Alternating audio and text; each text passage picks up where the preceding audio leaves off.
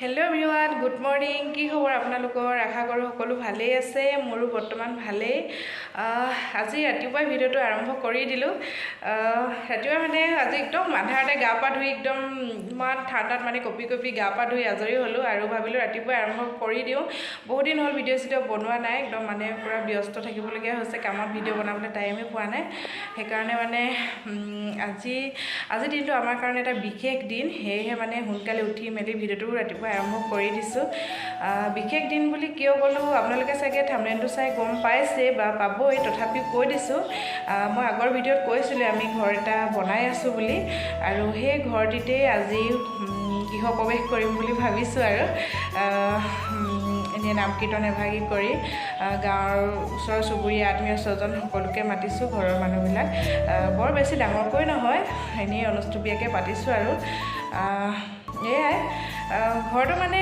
আমি যেনেকৈ বনাম বুলি ভাবিছিলোঁ তেনেকৈ বনোৱা নহ'লগৈ আৰু আধাতে কাম বাদ দি আমি মানে খৰধৰকৈ সোমাবলগীয়া মানে আমি মানে আলোচনা কৰি ল'লোঁ আৰু এইটো মাহতে সোমাম আৰু আমি মানে নতুন বছৰলৈ বাট নাচালোঁ এতিয়া ডিচেম্বৰ মাহতে সোমাম আৰু তাৰপিছতে এই ঘৰটো ভালকৈ বনোৱা নহ'লেই ৰং পেইণ্ট কৰিব থাকিলেই কালাৰ চালাৰ দিয়াই নাই এনেই আৰু তাহা সোমাম বুলি ল'লোঁ আৰু কিয়নো আমি ইমান খৰধৰকৈ ঘৰটো ল'লোঁ আপোনালোকক কৈ আছোঁ বাৰু কিন্তু কাজিয়া পচাল লাগি নহয় বাৰু দেই এনেই মানে এটা বিশেষ কাৰণত আমি ঘৰটো খৰধৰকৈ লোৱা হ'ল আৰু আপোনালোকক কৈ আছোঁ কিয়নো আমি ইমান খৰধৰকৈ ঘৰটো ল'বলৈ লৈছোঁ মানে আপোনালোকক কৈ আছোঁ আপোনালোকে ভিডিঅ'টো শেষলৈকে চাব কিন্তু তাৰ আগতে মই ঘৰটো এবাৰ দেখাম প্ৰথমতে আমাৰ তুলসী ভেটিটো দেখাই লৈছোঁ চোতালৰ সন্মুখতে তুলসী ভেটিটো বনালোঁ আৰু এয়া বাৰান্দা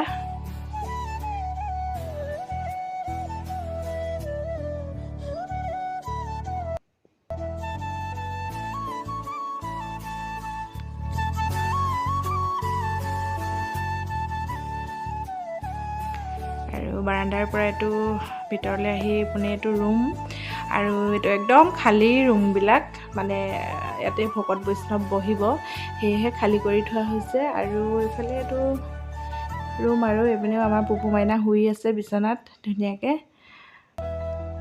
আমাৰ ভণ্টিৰ ল'ৰাটো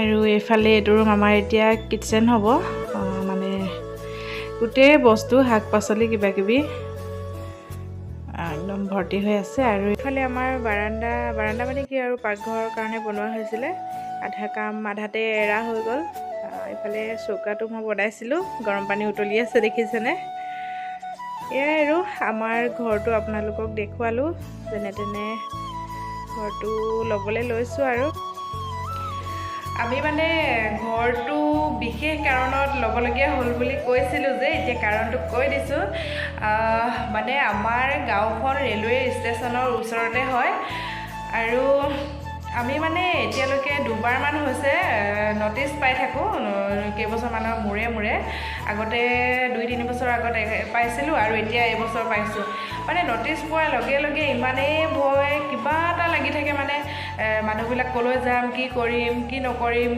মানে চুবুৰীয়া মানুহবিলাকৰ লগত আলোচনা হয় কোন ক'ত যাব ঠিকনা নাই মানে বহুত এটা ভয় লাগি থাকে আৰু আমি ইমান কষ্টেৰে ঘৰখন বনাইছোঁ কি ক'ম আৰু মিষ্টাৰটো চাকৰি নাই বিজনেছ আছে তেওঁৰ নিজৰ বিজনেছৰ পৰা যিমানখিনি সামৰ্থ্য হয় সেই সামৰ্থ্য অনুযায়ী আমি ঘৰখন বনাইছোঁ বহুত কষ্টৰে আৰু এই ঘৰখনতে যদি আমি এদিনো নথকাকৈ যদি গুচি যাবলগীয়া হয় তেতিয়াহ'লে কি হ'ব মনত মানে ইমান এটা দুখ থাকি যাব আশা থাকি যাব সকলোৰে এটা সপোন থাকে নহয় জানো আমাৰো এনেকৈ বহুত এটা ডাঙৰ সপোন বুলিয়ে ক'ব লাগিব কি কৰিম আৰু উপায় নাই সেইকাৰণে মানে আমি আচলতে ৰেলৰ ভয়তে মানে আমি খৰধৰকৈ ল'লোঁ ঘৰটো 2 দিনমান হ'লেও মানে থাকি যাম বুলি আৰু এতিয়া বৰ বেছি ভয় নাই বাৰু মানে আমাৰ গাঁৱৰ ৰাইজসকলে মিটিং পাতি আমাৰ জনা শুনা ব্যক্তি কেইজনমানক পঠিয়াইছে ওপৰলৈ ৰঙিয়ালৈ আৰু তাত ভালদৰে আলোচনা কৰি আহিলে আমাৰ আমাৰ গাঁওখন ৰেভিনিউ ভিলেজ হয়, সকলোৰে ম্যাদী পট্টা আছে, একো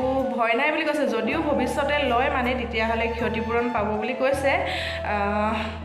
বাৰু তথাপিও মানে অকণমান আমাৰ জেগাটো স্থায়ী নহয় বুলি ভাবিছোঁ আৰু সেইকাৰণে মানে কেতিয়া কি হ'ব একো ঠিকনা নাই। মানে একদম এইটো মানে নটিচ দিয়াৰ পিছতে মানে আমাৰ একদম খুদনি লাগি গ'ল, নাই ঘৰলৈ ঘৰত থাকিমেই এনেকুৱা লাগি গ'ল। আৰু সেইকাৰণে ঘৰটো খৰধৰকৈ ল'বলগীয়া হ'ল আৰু ৰেলৰ ভয়ত বুলিয়ে ক'ব লাগিব। আৰু আপোনালোকে ভিডিঅ'টো শেষলৈকে চাব। আমাৰ ঘৰত আজি কোন কোন আহে, আমি কেনেকৈ আজি কাৰ্যসূচীটো আগুৱাই লৈ যাম, আমাৰ আজি নাম কীৰ্তন কেনেকৈ আৰম্ভ কৰা হ'ব, কি কি আয়োজন কৰা হৈছে, আপোনালোকক সকলোবোৰ দেখাই থাকিম। আপোনালোকে ভিডিঅ'টো শেষলৈকে চাই থাকিব। আৰু যদিহে চাই ভাল পায় তেতিয়াহ'লে লাইক কমেণ্ট কৰিব আৰু লগতে ছাবস্ক্ৰাইবো কৰি দিব, মোক আগবাঢ়ি যোৱাত সহায় কৰিব। আপোনালোকে অকণমান মৰম কৰিলেহে মই অকণমান আগুৱাই যাব পাৰিম। গতিকে ব'লক তেতিয়াহ'লে বেছি দেৰি নকৰোঁ, ভিডিঅ'টো আৰম্ভ কৰি দিওঁ। প্ৰথমে তুলসী তলত পানী দি ধূপ এডাল জ্বলাই লৈছোঁ, তাৰপিছতে বাকী কাম কাজবোৰ আৰম্ভ কৰিম আৰু দেখাই আছোঁ আপোনালোকক।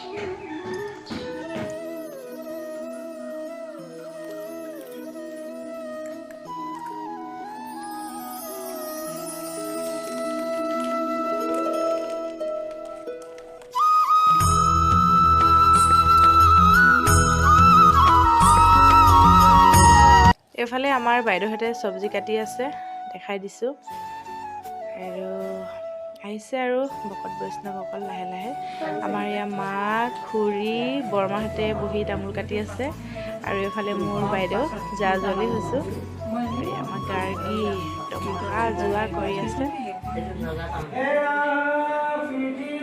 এয়া এতিয়া কীৰ্তন পঢ়ি আছে আমাৰ হপন কলেজৰ অৱসৰপ্ৰাপ্ত অধ্যাপক ডক্টৰ গুণাৰাম গগৈ ছাৰে। তেখেত আমাৰ ওচৰে হয়। আৰু দেখুৱাই দিছোঁ আপোনালোকক। এইফালে আমাৰ এতিয়া ভিনিহঁতে একদম বনাই আছে। এইফালে দেখুৱাই দিয়া তুমি, একেবাৰে দেখিছে নহয় ৰং কেনেকৈ উঠিছে। এই আমাৰ ভিনিয়ে খুব ধুনীয়া ধুনীয়া বনাই ন ভিনি। সেইটো ৰেচিপি মই বনোৱা খাদ্য আপোনালোকে খালেহে কুকৰত হাতবোৰ মাৰিলে হৈ নিদিব। আৰু এইফালে আমাৰ বাইদেউ বায়ু মানে ৰান্ধনি সেৱা লৈছে আৰু বায়ু বনাব। এইজনীও আমাৰ বাইদেউ, দেখাই দিছোঁ আৰু কেনেকুৱা হয় খাই চালেহে ক'ম আৰু ভিনিয়ে কেনেকুৱা টেষ্টি বনাব জানে নে নাজানে। পাইছে। এইফালে আমাৰ খুৰীহঁতে এতিয়া চালাড বনাই আছে, বিলাহী চিলাহী কাটি আছে। আৰু খুৰী বাইদেউ এইবিলাক বাইদেউ আৰু এজনী বন্ধুৱনী বহি আছে। এয়া আৰু এয়া বাইদেউ পিছফালে বহি আছে আৰু এওঁলোক চালাড কটা চাই। এতিয়া কীৰ্তনৰ শেষত এতিয়া হৰিনাম ল'ব লৈছে। আপোনালোকে আমাৰ ৰাইজে গোৱা নাম অকণমান শুনি লওকচোন, তাৰপিছত দেখাই আছে।